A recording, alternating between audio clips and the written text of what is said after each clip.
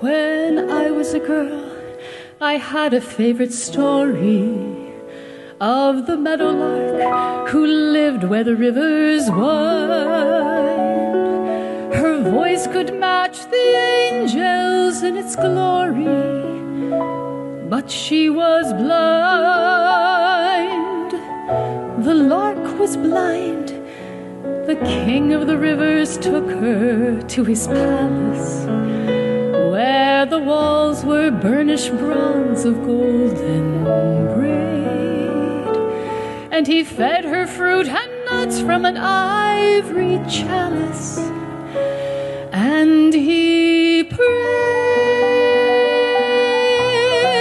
"Sing for me, my meadowlark, sing for me of the silver morning.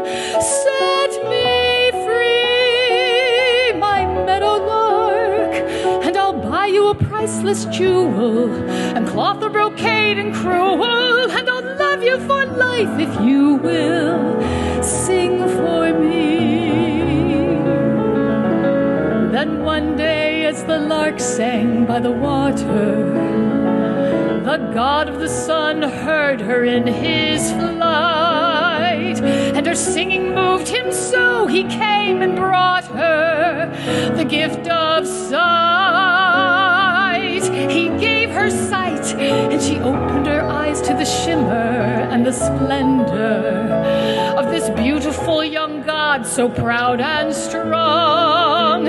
And he called to the lark in a voice both rough and tender, "Come along,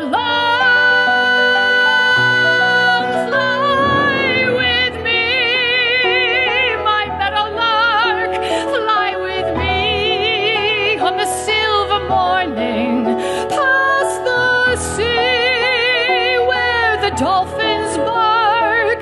We will dance on the coral beaches, make a feast of the plums and peaches, just as far as your vision reaches. Fly with me."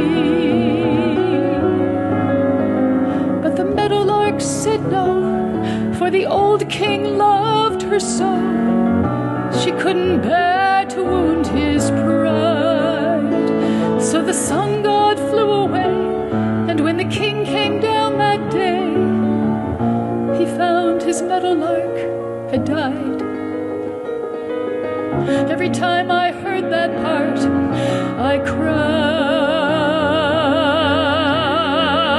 and now I stand here starry-eyed and stormy. Just when I thought my heart was finally numb, a beautiful young man appears before me, singing, "Come, oh, won't you come? And what can I do if finally, for the first time, the one I'm burning for returns the glow? If love has come at last, it's picked the worst time. Still I know I've got to go. Fly away, meadowlark, fly away in the silver morning. If I stay, I'll grow to curse the dark. So it's off where the days won't bind me. I know I leave wounds behind me, but I won't let tomorrow find me back this way. Before my past once again can blind me. Fly away.